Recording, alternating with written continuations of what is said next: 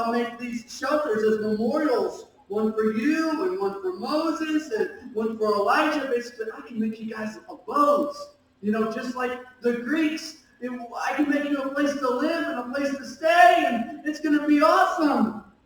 They were thinking with a human context and a human motivation, right? It says, but even as he spoke, a bright cloud overshadowed them, and a voice from the cloud said, okay, now if it wasn't clear before, it has to be clear now. Because this is what the voice said, the voice of the Father. This is what I believe the Scripture is telling us. The voice of the Father said, this is my dearly loved Son, who brings me great joy. Oh wait, now he's not just the Messiah. He's not just Jesus of Nazareth. He is the Son of God. The Son of God. He said, listen to him. Okay, that's pretty plain. 3 words.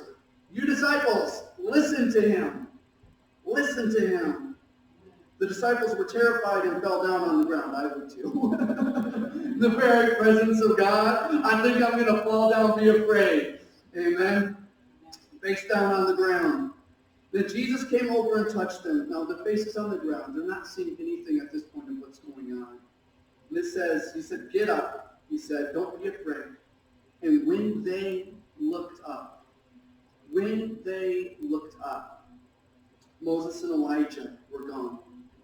And they saw only Jesus. Do you hear that?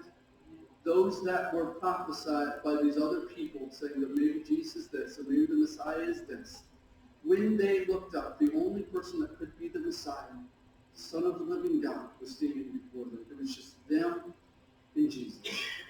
Them and Jesus. There was a time, I'm going to flip back real quick in connection to this verse, because John the Baptist did a lot of good things. John the Baptist loved the Lord. John the Baptist followed after what the Lord had told him to speak. And he said when Jesus had finished, in chapter 11 of Matthew, Jesus had just gotten done sending his disciples out to go do ministry for him. Amen. It says when Jesus had finished giving these instructions to his 12 disciples, he went out to teach and preach in towns throughout the region. It says John the Baptist, who was in prison, heard about all these things the Messiah was doing. Where's John the Baptist, the voice of the Lord, the voice of Elijah? He's in prison. How can that be? I mean, I thought like if you were serving the Lord, nothing bad would ever happen to you. That's not the case. So he sent his disciples to ask Jesus, are you the Messiah we've been expecting? Are you the Messiah we've been expecting, or should we keep looking for someone else? Are you the Messiah, Jesus? Are you the Messiah that we've been expecting? Are you the Messiah that's going to be political uprising and military uprising? Are you going to be our spiritual leader? Are you the one we've been expecting? And Jesus told them this. He said, go back to John, you tell him what you've heard and seen. Go back to John, tell him what you've heard and seen. The blind see, the lame walk, the lepers are cured, the deaf hear, the dead are raised to life, and the good news is being preached to the poor, he says. And tell him, God blesses those who do not turn away because of me. See, Jesus knew that since he was unexpected, although he was anticipated by God, that he was nothing what the people thought he should look like as Messiah, that was going to cause an uprising and division among people. He says, blessed, he stated in reality, he says, I know there's a possibility that because of what you're experiencing and who you see me to be, but I'm not who you want me to be, that you could turn away from God. And I'm telling you right now, don't turn away because you've received me and because I'm unexpected to you and I've come in a way that's unexpected. Don't turn away from me, he says. Don't turn away from God. But then he says this at the very bottom, because the religious leaders, they would say all kinds of things about people they didn't agree with. It's like Christians, right? You don't agree with them, and sometimes people say things that aren't very nice about people they don't agree with.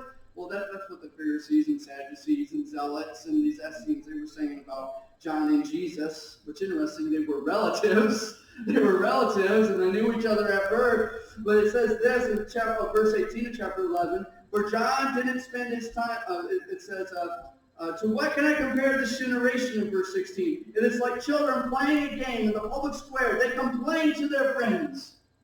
What can I compare this generation to? A bunch of complainers. I mean, can we connect with that or what? Like, do we not live in a generation of a bunch of complainers? Complain to their friends. We played wedding songs and you didn't dance, so we played funeral songs and you didn't mourn. You cannot be pleased. It says, for John didn't spend his time eating and drinking, and you say he's possessed by a demon. They're complaining about John the Baptist, the very voice of God, Elijah. John was not who they expected him to be either, because he was supposed to be Elijah. And Jesus actually said, well, he was the Elijah that was supposed to come, just not the Elijah you expected. And then it says, the Son of Man, on the other hand, feasts and drinks, and you say that he's a glutton and a drunkard. You take it to the far extreme. And a friend of tax collectors and other sins. You don't like what I do, and so you make me look bad to other people. But he goes on, he says this, and this is really important. He says, but wisdom is shown to be right by its results. John, look at the results. You religious leaders, look at the results of what I'm doing. I'm not a drunkard and I'm not a glutton because I have never sinned. I want you to look at the results. I want you to quit. I want you to be able to see past your own expectations to see what God has been anticipating this whole time. I want you to see the results. If he could say something to John, it would be this: stop looking at me. And I believe that's what Jesus was saying to the disciples that day on the mountain when he was the only one left. It wasn't Moses. It wasn't Elijah. It wasn't John the Baptist. It wasn't any of these other prophets that were come to be Messiah.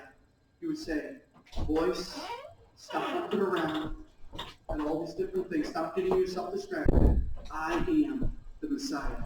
It's me. I'm not who you expected, but I am what you need.